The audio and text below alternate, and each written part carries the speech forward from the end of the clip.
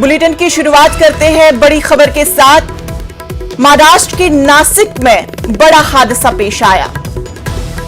Doctor Zakir Hussain NMC अस्पताल में oxygen leak हुई। ऑक्सीजन की सप्लाई 30 मिनट तक मुतासिर रही और इस दौरान 12 मरीजों की हलाकत की खबर भी आ रही है।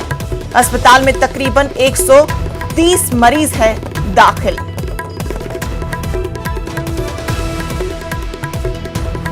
बेहद अफसोसनाक खबर महाराष्ट्र के नासिक से आ रही है। डॉक्टर जाकिर हुसैन एनएमसी अस्पताल में ऑक्सीजन लीक हुई और इस दौरान 12 मरीजों की मौत हुई।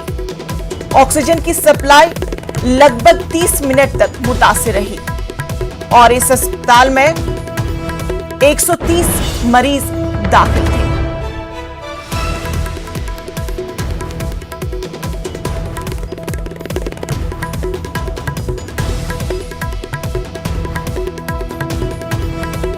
एक जानिब हम देख रहे हैं कि बहुत सारी जगहों से ये खबर आ रही है कि ऑक्सीजन की कमी हो रही है और जिसकी वजह से मरीजों की मौत हो रही है। लेकिन महाराष्ट्र के नासिक से ये हादसा आया है कि doctor Zakir Hussain NMC hospital में ऑक्सीजन लीक हुई और जिसकी वजह से 12 मरीजों की मौत हो गई है और ऑक्सीजन सप्लाई लगभग 30 मिनट तक मुतासिर रही। इस अस्पताल में तकरीबन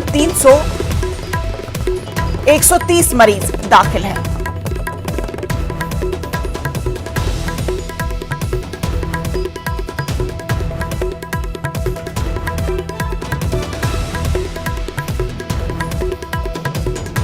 महाराष्ट्र के नासिक से बड़ा हादसा।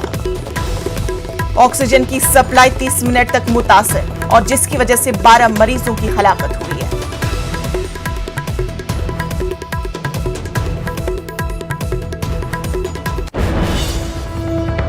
एक और खबर, सीरम इंस्टीट्यूट ऑफ इंडिया ने कोरोना की वैक्सीन कोविशील्ड को कीमत को तय कर दिया है। रियासती हुकूमतों को कोविशील्ड का फी डोज 400 रुपए में दिया जाएगा। इसका मतलब यह हुआ कि सरकारी अस्पतालों में कोविशील्ड का डोज 400 रुपए में दिया जाएगा। सीसीआई ने निजी अस्पतालों के लिए फी डोज कोविशील्ड की कीमत 600 रुपए तय की है, जबकि मरकजी हुकूमत को फी डोज 150 रुपए में दिया जाएगा।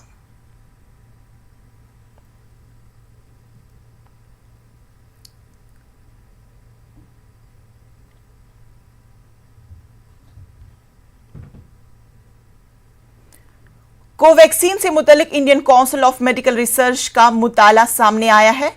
रिसर्च के मुताबिक कोवैक्सीन कोरोना के ज्यादातर वेरिएंट्स पर असरअंदाज है। सार्स को टो के मुतादिद अकसाम को बेअसर करती है। बरतानिया ब्राजील वेरिएंट में भी कोवैक्सीन असरदार है।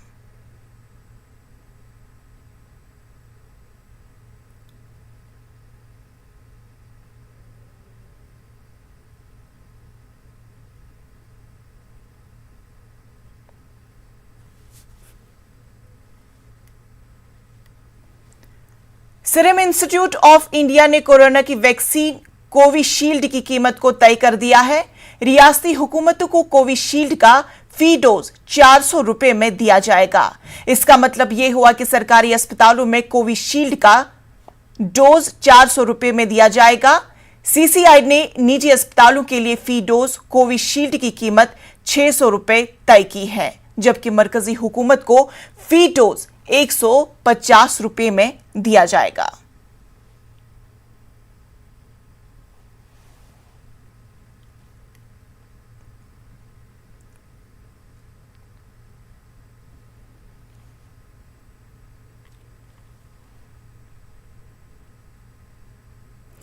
मध्य प्रदेश में हुकूमत की तमाम कोशिशों के बावजूद कोरोना का कहर जारी है। रियासत में कोरोना के एक्टिव मरीजों की तादाद जहां 78,000 को तजावुज कर गई है, वहीं पिछले 24 घंटों में रियासत में कोरोना के 12,733 नए मरीज सामने आए हैं। रियासत में कोरोना के बढ़ते मरीज और अस्पतालों में तिबी सहूलियात को लेकर कांग्रेस ने जहां हुकूमत को निशाना बनाया है, वहीं बीजेपी ने कांग्रेस से अपने गिरेबान में झांकने का मशवरा दिया है। कोरोना कहर में सियासत पार्टियों के जरिए एक दूसरे को आईना दिखाने का अमल भले जारी हो, इसके हर खिलाफ हुकूमतों की जानिब से कोरोना की चेन तोड़ने और तिबी सहूलियात को ज्यादा बेहतर बनाने का अमल जारी है। कोरोना कहर और तिबी सहूलियात को लेकर शिवराज काबीने की आज 3 बजे अहम मीटिंग होगी। वर्चुअल तरीके से होने वाली मीटिंग में समझा जाता है कि हुकूमत तिबी सहूलियात और कोरोना कर्फ्यू को लेकर कुछ अहम फैसला करेगी। कांग्रेस तो अभी तक तो वैक्सीन का ही विरोध करती थी। राहुल गांधी हो या दिग्विजय सिंह हो, चिदंबरम हो या अखिलेश यादव हो, अभी तक तो वैक्सीन को लेकर तरह तरह की बातें करते थे। कांग्रेस और राहुल गांधी तो उस पाप के भागीदार हैं जिसके कारण पहले फेज में वैक्सीनेशन को लेकर और वैक्सीन को लेकर इस देश में भ्रम की स्थिति हुई। कांग्रेस के नेताओं ने बहुत बड़ा पाप किया है। देश की जनता को मौत के घाट उतारने के लिए उन्होंने प्रयास किया था और वैक्सीन का विरोध किया था। अब क्योंकि वैक्सीन सफल हो गई है, सुरक्षित हो गई है, तो अब श्रेय लेने की पॉलिटिक्स कर रहे हैं। एक तरफ वो नरेंद्र मोदी जी को ये श्रेय नहीं देते कि मोदी जी ने वैक्सीन बनवाई, और अब केवल एक बयान को लेकर कह रहे हैं कि इसका श्रेय जाता है किसी और नेता को। निश्चित रूप से इस देश के यशस्वी प्रधानमंत्री नरेंद्र मोदी जी को हम सब धन्यवाद देते हैं कि उनके प्रयास से ये सब काम हो रहा है। भोपाल में कोरोना के बढ़ते मामलात को देखते हुए पुलिस ने अपनी सख्त बढ़ा दी है। राजधानी भोपाल में कोरोना मरीजों में रोज बरोज हो रहे इजाफे के सबब हुकूमत की जानिब से कोरोना कर्फ्यू का निफाज जरूर किया है। इसके बावजूद लोगों की बड़ी तादाद बगैर किसी मुनासिब वजह के सड़कों पर घूमती रहती है। भोपाल डीआईजी अरशद वली ने बेसबब घूमने वाले लोगों से जहां घरों में रहने की अपील की है, वहीं उन्होंने सड़कों पर उतरकर खुद ऐसे लोगों के खिलाफ सख्त कार्रवाई शुरू कर दी है। कहा जा रहा है कि भोपाल डीआईजी अरशद वली क्या कहते हैं। भोपाल के डीआईजी अरशद वली, आप भी सुनिए। बिना वजह तो सभी लोगों से अनुरोध है, आपके परिजनों से भी अनुरोध है, सब लोगों से अनुरोध है, कृपया करके अनावश्यक ना घूमें। अनावश्यक घूमने से अपने लिए भी समस्या बढ़ाते हैं, दूसरों के लिए भी समस्या बढ़ाते हैं। लगातार सख्ती से हम लोग प्रयास करें, क्योंकि जो भी ये कंटाइजियस डिजीज़ है, इसमें जो इन्फोर्समेंट करा रहे हैं उन लोगों पे भी उतना ही खतरा रहता है जितने कि इन्फोर्समेंट जो उल्लंघन करने वाले लोग हैं। इसलिए जो है सब लोगों से अनुरोध है, कृपया कर करके जन सामान्य का जो है अच्छा हम लोग को पहले सहयोग मिला था, अभी जो है कई लोग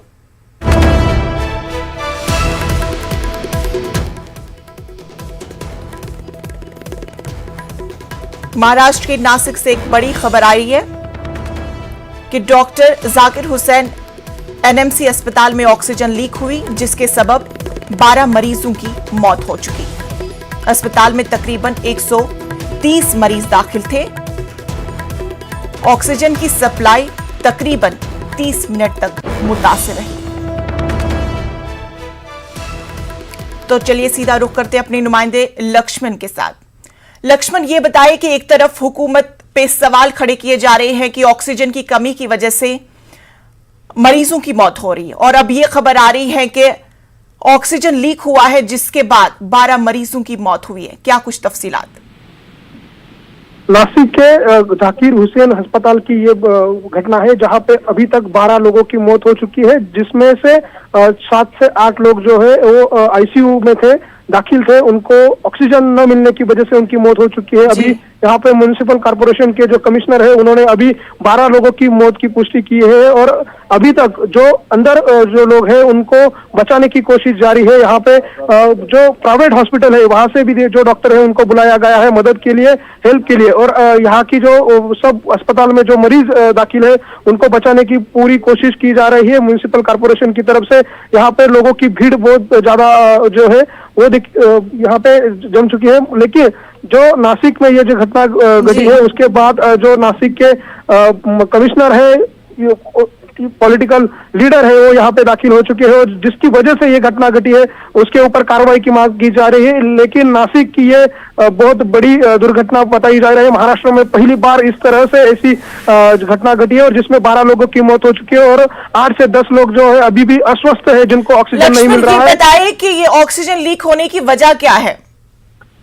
नासिक के जाकिर हुसैन अस्पताल में जो बाहर से टैंक में ऑक्सीजन लाया जाता है, और टैंक में से वो ऑक्सीजन की जो टाकी है उसमें लोड करने की कोशिश जो है वो कारपोरेशन के कर्मचारियों के की जा रही थी, मगर उसमें से एक जो लीकेज जो उनको मिला, और वो लीकेज होने की वजह से जो म्युनिसिपल कॉर्पोरेशन की जो टैंक थी उसमें से वो पूरा जो ऑक्सीजन का गैस है वो बाहर निकल गया, और उसकी वजह से अंदर जाने वाला जो गैस का सप्लाई था वो पूरी तरह से बंद हो गया। और आईसीयू और जो अस्पताल में दाखिल जो वेंटिलेटर पे जो मरीज थे उनकी मौत उस कारण से हुई है। जी, ये बताएं, अब जो दीगर वहां पे मरीज जो अभी मौजूद है उनकी क्या सूरत हाल है अभी तो उनको बचाने की पूरी कोशिश की जाए। नासिक म्युनिसिपल कॉर्पोरेशन के जो कमिश्नर है कैलाश यादव वो खुद यहाँ पे आ चुके हैं, और उन्होंने नासिक के जो प्राइवेट अस्पताल के डॉक्टर हैं उनको भी यहाँ पे बुलाया है मदद के लिए, क्योंकि कॉर्पोरेशन के डॉक्टर जो है वो यहाँ पे कम पड़ रहे हैं और बहुत ज्यादा मरीज जो है यहाँ पे दाखिल है। बाहर से ऑक्सीजन के सिलेंडर मंगाए जा रहे हैं और उनको ऑक्सीजन देने की पूरी तरह से कोशिश की जा रही है, मगर 15 से 20 मिनट तक जिन लोगों को ऑक्सीजन नहीं मिला उन सबको मौत जो है उस कारण हो चुकी है। अभी तक 12 लोगों की मौत की जानकारी जो है लक्ष्मण, सबसे बड़ी बात जो यहाँ पे सामने आ रही ये बात है कि 30 मिनट तक ये ऑक्सीजन की सप्लाई जो है वो मुतासिर हुई। क्या 30 मिनट तक वहां के जो ओहदेदार थे उन्हें 30 मिनट तक इस बात की इत्तला नहीं मिली? उनको पूरी तरह से मालूम थी, मगर जो अस्पताल है यहाँ पे ये कॉर्पोरेशन का म्युनिसिपल कॉर्पोरेशन यानी कि गवर्नमेंट का ये अस्पताल है जहाँ पे डॉक्टर बहुत कम है, और उस जगह पे उनको ये मालूम नहीं था कि ऐसी जो घटना है वो घटने वाली है, कि उनको ऐसा जो है घटना वो घटेगी ऐसा बिल्कुल मालूम नहीं था। इसलिए वो सब लोग जो है वो यहाँ पे मौजूद नहीं थे, मगर जिस तरीके से उनको मालूमात मिली उसके बाद उन्होंने जो ड्यूरा सिलेंडर है उसको ऊपर लाया गया। यहाँ पे वार्ड बॉय हो गए, जो कर्मचारी महिला कर्मचारी उन्होंने खुद अपने कंधे पे ऑक्सीजन के टैंक उठाते हुए मरीजों के देने की उनको जिंदा करने के लिए कोशिश की, मगर उनके कोशिश भी यहाँ पे वो नामुमकिन रहे। और ओहदेदारों की ये कोशिश रहेगी अब जो दीगर वहां पे मरीज हैं उनकी जान बचाई जाए। तो तफसीलात के लिए बेहद शुक्रिया। ब्रेक के बाद इस्तकबाल। भोपाल में कोरोना के बढ़ते मामलात को देखते हुए पुलिस ने अपनी सख्त बढ़ा दी है। राजधानी भोपाल में कोरोना मरीजों में रोज बरोज इजाफा होता जा रहा है, जिसके सबब हुकूमत की जानिब से कोरोना कर्फ्यू का निफाज जरूर किया गया है। इसके बावजूद लोगों की बड़ी तादाद बगैर किसी मुनासिब वजह की सड़कों पर घूमती रहती है। तो चलिए सीधा रुख करते हैं अपने नुमाइंदे मेहताब आलम का। मेहताब, ये बताइए कि अभी जिस तरह से हुकूमत लॉकडाउन का निफाज कर रही है और लोग भी एहतियाती तदाबीर से अपनी तरफ बिल्कुल अलग हो रहे हैं।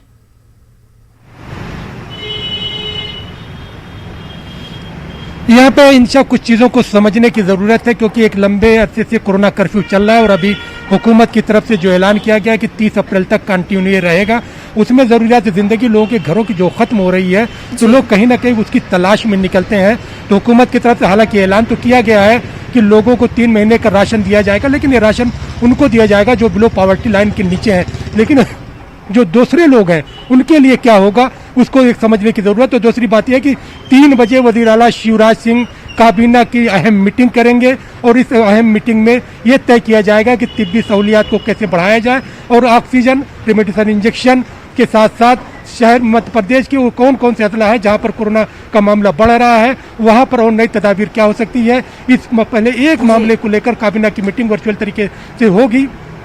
वहीं पर जो है एक बात और अच्छी है कि मध्य प्रदेश में पिछले 24 घंटे की अगर बात करो फिर एक हफ्ते का अगर हम जायजा लेते हैं तो कोरोना से जो मरीज जिन्होंने जो है जंग जीत ली है उनकी तादाद 39,000 पहुंच गई है। और थोड़ी देर पहले वज़ीर आला शिवराज सिंह ने इस बात को लेकर ट्वीट किया, उन्होंने राहत की सांस ली कि जो हुकूमत की जो कोशिशें हैं वो काम आ रही हैं। जो पहले जो है कोरोना के पॉजिटिव मरीजों का शरह 24.76% था वो घटकर 24.2 हो गया है और इसको और तेज करने की जरूरत पर उन्होंने जो है जोर दिया है। उसी को हम देखते हुए मध्य प्रदेश की राजधानी भोपाल में सुबह से ही पुलिस सड़कों पर निकली हुई है, लोगों को समझाया भी जा रहा है और उस पर कार्रवाई भी की जा रही है जो लोग गैर जरूरी तौर पर घरों से बाहर निकलकर सड़कों पर आवाज़ कर रहे हैं। बात की होगी जो आपके पास अगल बगल में लोग होंगे, क्या वजह है कि लोग इस वबा को मजाक के तौर पर बिला वजह अपने घरों से निकलते हैं?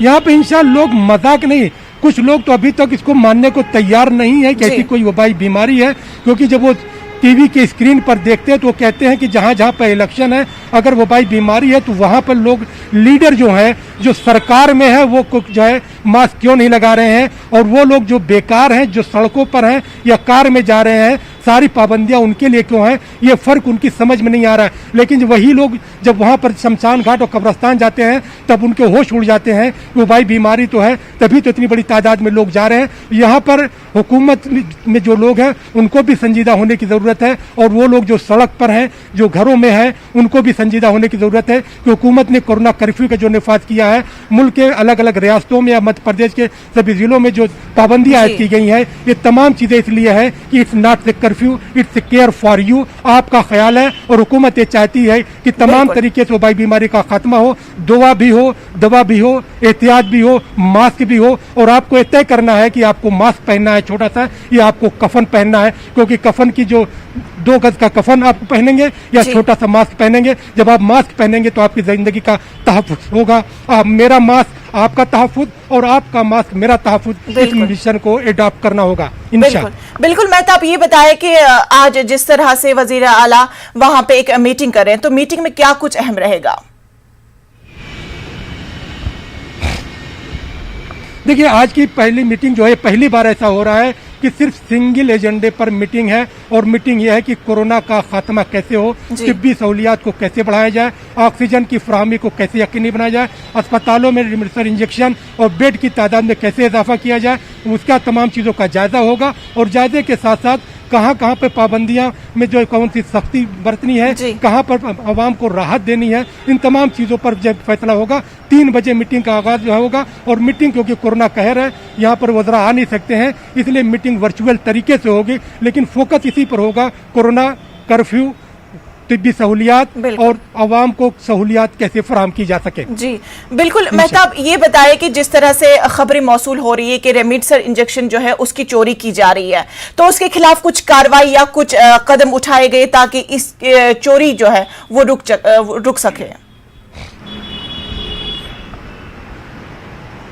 यहाँ पे मैं आपको बता दूं, इसमें 2 चीजें निकल कर आई हैं कि मध्य प्रदेश के अलग अलग जिलों में, चाहे हम भोपाल की बात करें, जबलपुर की बात करें, ग्वालियर की बात करें, नकली इंजेक्शन भी मार्केट में उससे मिलते जुलते नामों से आ गए हैं। भोपाल क्राइम ब्रांच ने कई लोगों को गिरफ्तार किया, भोपाल लाल घाटी से भी गिरफ्तारी हुई, इस्लामी गेट से भी गिरफ्तारी हुई, और उसमें जो भोपाल के हमीदी हॉस्पिटल में 863 रेमडेसिविर इंजेक्शन चोरी हुए थे, उसमें से पुलिस ने आज बताया कि 400 इंजेक्शन जो है मिल गए हैं, बाकी इंजेक्शन के जो है जो उसको मिलान किया गया वो नहीं मिले। उस पर कांग्रेस ने मुतालबा किया है, क्योंकि इसमें कहीं ना कहीं कुछ चीज़ों की लिपापोती हो रही है। आखिर जो 4 दिन पहले जो इंजेक्शन इतनी बड़ी तादाद में गायब थे, तो 400 इंजेक्शन कहाँ से दस्तियाब हो गए। दूसरी बात है कि स्टोर में जो इंजेक्शन रखे हुए थे उसका इंदराज रजिस्टर में क्यों नहीं किया गया। कांग्रेस ने इस मामले को लेकर CBI जांच की मांग की है। उसका कहना है कि हाई प्रोफाइल लोगों को इंजेक्शन प्रोवाइड किए गए, और जब ये मामला सामने आया तो कहीं ना कहीं बैकडोर से उसको शामिल करके मामले को खत्म करने की कोशिश की जा रही है। जिस तरह से हम देख रहे हैं कि जहाँ पर कोरोना का कहर है, वहीं पर मध्य प्रदेश में सियासत भी अपने शबाब पर है। भारतीय जनता पार्टी जहाँ पर यह दावा कर रही है कि हुकूमत हर कदम पर, हर लम्हे जो है आवाम की जिंदगी को लेकर कोशिशें कर रही है, वहीं पर कांग्रेस उस पर बराबर अटैक कर रही है कि यहाँ पर सारी बातें सिर्फ ऐलानात तक है, अस्पतालों में ज़मीनी सतह पर जो हक़ाइक़ है वो बिल्कुल मुख्तलिफ है। तो इस हकीकत में जो सियासत जो हो रही है, इससे अलग हटकर हमें देखने की जरूरत है। सियासत अपनी जगह है, जा रही है कि हालात बेहतर से की बेहतर साबित हो जाए ताकि कोरोना वबा से हमें निजात मिल सके। तफसीलात के लिए बेहद शुक्रिया। 1 मई से वैक्सीन के तीसरे मरहले का आगाज हो रहा है, जिसको लेकर तमाम अस्पताल अपनी तैयारियां मुकम्मल कर चुके हैं। दिल्ली के साउथ के CHC सेंटर में भी तीसरे मरहले की तैयारियां मुकम्मल हो गई है। डॉक्टर अजीत चौहान ने न्यूज़ 18 से बातचीत करते हुए कहा कि ये सेंटर अरकान पार्लियामेंट के लिए है, लेकिन इसके लिए दायरे को वसी किया जाएगा। कोरोना के बढ़ते मामले के बीच सरकार ने वैक्सीनेशन के तीसरे फेज की शुरुआत कर दी है। 1 मई से वैक्सीनेशन के तीसरे फेज की शुरुआत होगी, और जो दायरा है उसको बढ़ा दिया गया है। 18 साल से ऊपर के सभी व्यक्ति को वैक्सीनेशन मिल सकता है, ये केंद्र सरकार ने ऐलान किया है। लेकिन इससे पहले 2 फेज जो है वो बीते हैं, लेकिन उसमें कई चीज़ें निकल कर आई। वैक्सीनेशन की कमी की बात आई, प्रॉपर व्यवस्था की बात आई कि लोगों को वैक्सीनेशन नहीं मिल रहा है। लेकिन तीसरे फेज को लेकर किस तरह की तैयारी है? हम मौजूद हैं साउथ एवेन्यू में और यहाँ CGHS का एक सेंटर है जिसमें वैक्सीनेशन की पूरी जो प्रक्रिया है उसको हेड कर रहे हैं डॉक्टर अजीत। सर ये बताएं कि क्योंकि पहले फेज से ही आप लोग यहाँ वैक्सीनेशन कर रहे हैं, अब तीसरा फेज जो है वो सबसे चुनौतीपूर्ण है क्योंकि संख्या बहुत ज़्यादा रहेगी। 18 साल से ऊपर के सभी व्यक्ति को वैक्सीन देने का ऐलान केंद्र सरकार ने किया है। ये सरकार का बिल्कुल सही कदम है, थोड़ा सा देर से ही सही बट सही कदम है और इसका हम स्वागत करते हैं। हम इसके लिए पूरी तरह से तैयार भी हैं। जी डॉक्टर अजीत, किस तरह से तैयारी, क्योंकि जो दायरा है, जो जगह है आप लोग को यहाँ मिला हुआ है, किस तरह से आप लोग तैयारी कर रहे हैं? कितने लोगों की टीम है आपके पास? कितने लोगों की संख्या है जिसको आज तक आप वैक्सीनेट करते आए हैं? और अगर संख्या बढ़ती है तो फिर क्या तत्काल व्यवस्था रहेगी? अभी हमारे पास टोटल 6 का स्टाफ है। We are doing well with that और daily I think we are vaccinating approx 70 to 100 people on working days apart from the holidays. आज गजटर हॉलीडे है बट फिर भी वी आर हैविंग कि अब 30 लोग को लगा चुके हैं वैक्सीन हम। सो आगे भी जैसे नंबर्स आएंगे विल इम्प्रूव इन दैट और इंफ्रास्ट्रक्चर भी हम बढ़ाने की कोशिश करेंगे, सॉरी मैन पावर हम बढ़ाने की कोशिश करेंगे। रही बात इंफ्रास्ट्रक्चर की तो वो तो अभी ठीक है, we are doing well now, ठीक चल रहा है हमारा काम। आगे हम क्राउड मैनेजमेंट ठीक से कर पाएंगे और बढ़िया से नीचे तक कि हम आगे और भी कुछ टेंट वेंट लगा लें, ये हम कर सकते हैं इसमें। CGHS सेंटर है क्योंकि गवर्नमेंट का ऑक्यूपाई है, तो इसमें जो लोग वैक्सीनेशन के लिए आते हैं वो भी सांसद, सरकारी नौकरी में जो लोग हैं वो लोग रहते हैं, तो ऐसे में एक लिमिटेड क्राउड आपके पास आता है। तो क्या ये जो बंदिश है ये 18 साल से ऊपर के लोगों को जब लगेगी तब भी यही क्राइटेरिया रहेगा आप लोगों का? जी आपने सही कहा, ये centre primarily member of parliament के लिए बना था बट अभी उसके आफ्टर 8 मार्च यहाँ पे सारे लोग आ रहे हैं, हर तरह के लोग आ रहे हैं। इवन जो वर्किंग क्लास है, आपके डिफरेंट जो गवर्नमेंट ऑफिसर्स यहाँ पर, निर्माण भवन, सेना भवन, वहाँ से लोग आ रहे हैं, हम उनको लगा रहे हैं। We are tackling very well. So आगे भी जो लोग आएंगे, हम किसी को मना नहीं कर रहे, जो जैसे भी आता है वैक्सीनेट लगवा के जा रहा है। फिलहाल अब तक किसी को डिनाई नहीं किया हमने। आगे का क्राउड बढ़ता है तो उसके अकॉर्डिंग हम अरेंजमेंट भी करेंगे और हम पूरी तरह से तैयार हैं उसके लिए। क्या वैक्सीन की कभी कोई कमी आप लोगों को झेलनी पड़ी, क्योंकि पूरे देश में इस तरह की चीजें आ रही है, हर स्टेट जो है वो केंद्र सरकार पर आरोप लगा रहा है कि वैक्सीन सही मात्रा में उनको नहीं दिया जा रहा है? अभी तक हमें वैक्सीन कोई कमी नहीं हुई है और अभी तक वैक्सीन की वजह से हमें सेंटर नहीं बंद करना पड़ा है, हम रन कर रहे हैं। हाँ, डोजेस लिमिटेड मात्रा मिलते हैं, we are going to frequently to the MSDs जो स्टोर है, बट हाँ डोज हमें मिल जाता है timely. We are running, deficiency कोई नहीं यहाँ पर डोज की फिलहाल।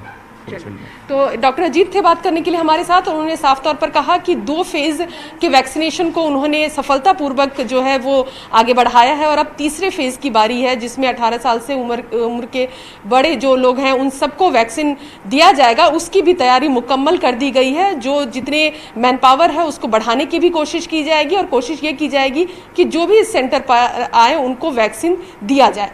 कैमरा पर्सन सोनू के साथ रंजीता झा, न्यूज़ 18 नेटवर्क। खबरों में फिलहाल इतना ही। आदाब।